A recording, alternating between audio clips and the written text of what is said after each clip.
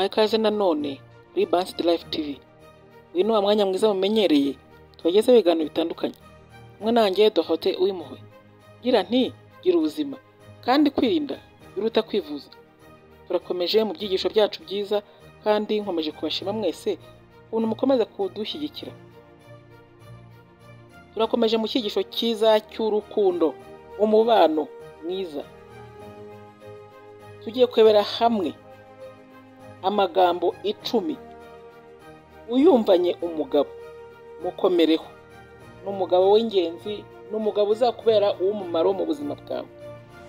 Turifashisha igitangazamakuru cya Attitude de Séduction cyo kuwa 10 z'ukwa mbere 2022 kugira ngo umuntu agire umubano mwiza mu rukundo n'umugabo. Nuko umuntu yiga gutega amatwi, ukiga gutega amatwi, ukiga kumureba, ibintu byose akora ukabiha agaciro. Uko buriya iyo umuntu akubwira ibintu ukamutega amatwi ukamureba rwose, iyo ari umubeshyi umutahura hakiri kare. Iyo ari umuntu kumanipira nabwo urabimenya kuko unabyiyumvamo. Iyo ari umuntu w'umunyakuri n'umwizerwa nabwo urabyumva. Niyo mpamvu rero abagabo ni abantu bagoye. Iyo utazi umugabo hari igihe wangiza umubano, ariko iyo umugabo muzi mugirana ibihe byiza. Turarebera hamwe rero ano magambo 10 umugabo avuga gusa iyo agukunda. Ari mu rukundo nawe rwose ibi bintu uzabyumva. Hari igihe rero ubyumva bikagutera ikibazo ukagira ngo nukubeshya cyangwa se nukugufuhira, nyamara ari urukundo. Kuko nubundi urukundo rutandukanye no gufuha. Tugiye kureba hamwe rero amagambo uko ari 10 umugabo gusa abasha kuvuga mu gihe ari mu rukundo, kandi agomba kuyavuga avugisha umunwa ariko amaso cyane niyasobanura. Ijambo rya mbere rero, uzumva umugabo akubaza ikibazo azakubaza ngo ese nagukorera iki? Ni ikibazo utazasubiza, aba arimo kwibaza muri we. Ni ikigaragaza ko hari ikintu wakoze mu buzima bwe akumva aguwe neza, akibaza ikintu yagukorera mu buzima bwe akakiyoberwa. Ntuzagire ngo rero arashaka kukubwira ngo gira ikintu umbwira ngo ufashe cyangwa ukorere. Oya, ahubwo yivugishije ukabona rwose n'amarangamutima menshi, ese ubu nagukorera iki? Abarimo kukibaza, si ngombwa kumusubiza we, koko nagira icyo ashaka gukorera azagikora. Ntabwo ari ngombwa gusubiza iki kibazo. Ni ijambo rya mbere rero umugabo wagukunze, mugirane mumaranye iminsi akumva aguwe neza, warazamuye amarangamutima ye, iri jambo ararikubwira. Kabiri, umugabo ubasha gutinyuka akakubwira ngo ndeba mu maso. Mwaganiriye neza, hari ibintu byiza mwakoranye, muri kumwe, murege akavuga ati ndeba mu maso. Abagira ngo ukureho ikintu cyo kumutinya. Hari n'igihe muganira akabona numureba, mbese akabona uri kureba hirya, ntabwo urimo kumureba mu maso, we ahita abibona yuko urimo kumutinya. Nakubwira ngo ndeba mu maso, nuko agira ngo wumve utekanye, wumve neza ko nta kibazo agufiteho kandi nta n'ikibi yagukorera. Umugabo rero mwiza nk'uyu nguyu ubasha gukuraho urujijo akakubwira ati ndeba mu maso, utinyuka undebe, nukuri n'umugabo uba ugukunda. Gatatu, umugabo mubasha kuba muri kumwe mukavugana ibintu nimwumvikane rwose, ukabona yanarakaye nawe wenda wanarakaye, ariko igihe kikajya akakubwira ati kora ibyo ushaka. Mukuri yakubwiye ngo kora ibyo ushaka, nagaba akubwiye ngo bikore, ahubwo abakubwiye ati ntago ibi bintu urimo kumbwira cyangwa ushaka ari byo nshaka, ariko nyine ku buryo bwo kugira ngo ntakubabaza cyangwa tudakomeza dushwana, we bikore. Rero iyo ufite ubwenge, ntabwo umugabo yakubwiye ngo kora ibyo ushaka, aba akubwiye ngo kora ibyo ushaka. Ahubwo uba ugomba kugira ubwenge ukumva neza yuko ibyo bintu akubwiye gukora si byo arimo gushaka, ahubwo nuko adashaka amahane n'induru. Umugabo rero ufite urukundo ugukunda ni wa wundi nyine uhunga n'amahane, uhunga ikintu cyose cyatuma mukomeza gushwana mugirana ibihe bibi. Uyu ni umugabo w'agaciro rero, iki kintu ugiha agaciro. Ikintu cya kane rero, umugabo utinyuka akakubwira ngo ndagukunda, ni ijambo abagabo bagore. Nshuti yanjye wowe nkurikiye, umugabo uzabona mubonanye umunsi wa mbere wa kabiri agahita akuvuga ati je t'aime, I love you, ukumva arabivuze uzamenye yuko ari umutubuzi. Abagabo ni ijambo ribagora iyo ari umuntu koko w'umumaro, ari umuntu koko rwose ubona umugore yakunze cyane, ni ijambo atinya kuko aba yumva neza ko ushobora no kumwumvira ubusa. Rero iyo atari umuntu ukumanipira cyangwa w'umubeshyi cyangwa umuntu uri narisisike ukuntu, wa muntu rwose ufite ubugome ariko kukumanipira kugira ngo umukunde wowe, ni ijambo umugabo akubwira iyo agukunda kandi uri umuntu w'umumaro, uri umuntu yifuza ko mugerana kure. Rero umugabo nakubwira ngo ndagukunda, uramenye ntuzabihidebe, uzamureba urebe n'amarangamutima abifitiye, kubera yuko akenshi abantu babivuga bitabavuye mu mutwe cyangwa se no mu mutima, babishyuhamo cyane. Ni ijambo avuga yashyushye, ariko ubundi umugabo ukubwiye ko agukunda ntabwo ari ijambo ashyuhira, ni ijambo riba riteye ubwoba kandi arivugisha amarangamutima. Rero iri jambo ugomba kuzariha agaciro. Hari abadamu umugabo abwira ati ndagukunda rwose akavuga ati ibi sinabyizera. Rero nuba ari umugabo umaranye iminsi kandi ukumva uryoheye no kuba muri kumwe akabikubwira, uzabyizera. Nutabyizera ntabwo ari we uzaba ufite ikibazo, ahubwo ni wowe uzaba utiyizeye, kumbe ko urwo rukundo rwe urukwiye. Gatanu rero, noneho rero umugabo uzatinyuka akakubwira ngo nkunda kumara igihe turi kumwe, nkunda iyo turi kumwe, ntabwo ari umugabo ntabwo ari we wese wabitinyuka.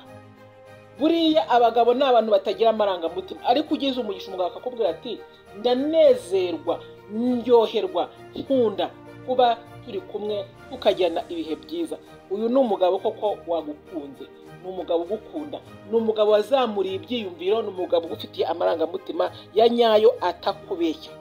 Iki kintu rero nacyo uzagihe agaciro. Gatandatu, umugabo nakubaza ngo ese ufite abandi bagabo mukundana, hari undi mugabo mukundana, hari undi musore uri mu buzima bwawe, buriya abagira ngo yumve neza yuko atashaka guta igihe. Umugabo uri siriyasi, umugabo uri seriye mu byo akora, ashaka kugirana nawe urukundo, arakubaza se hari abandi bagabo muri kumwe cyangwa se hari abandi bagabo muhura.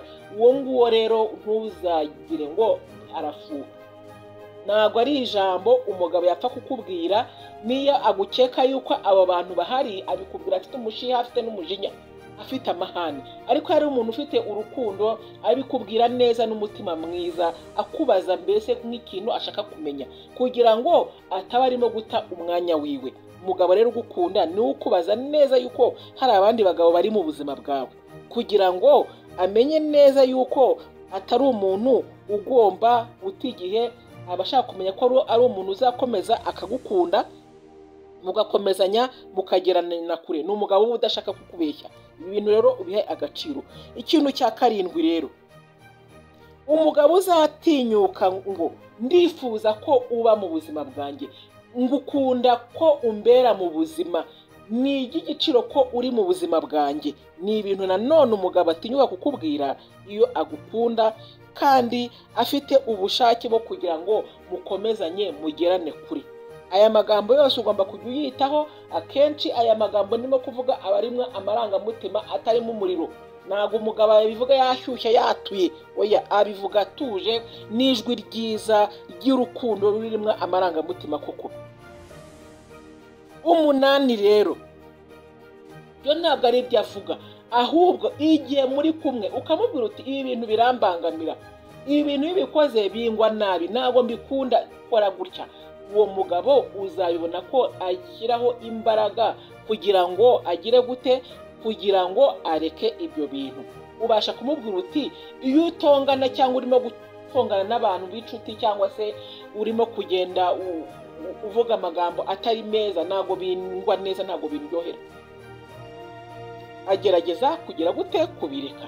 Niyo bimuguyeho kuko yabimenyereye kubikora, ukabona arabikoze, ahita abyibuka yuko ibyo bintu utabikunda, akagusaba imbabazi, akarwana no kugira ngo ibyo bintu abireke. Niba ubwiye umugabo ukamubwira uti ntabwo, mbese ni wenda dufate nk'urugero, n'umugabo ukunda kwiramanta, ahorana amaganya, ni wa mugabo uhorana avuga ati ibibazo rwose ibyo mu isi ntabwo bizoroha, ibintu nk'ibyo. Aho uti ayo magambo sinyakunda, ni amagambo ampa energy mbi zituma numva ntaryohewe ntaguwe neza. Igihe cyose iryo jambo rigaruye mu kiganiro agahita yibuka ko abimubujije agusaba imbabazi akarwana no kugira ngo abireke. Ariko umugabo utava kwizima ibyo wamubujije akabikorera icyo ujye umwitondera.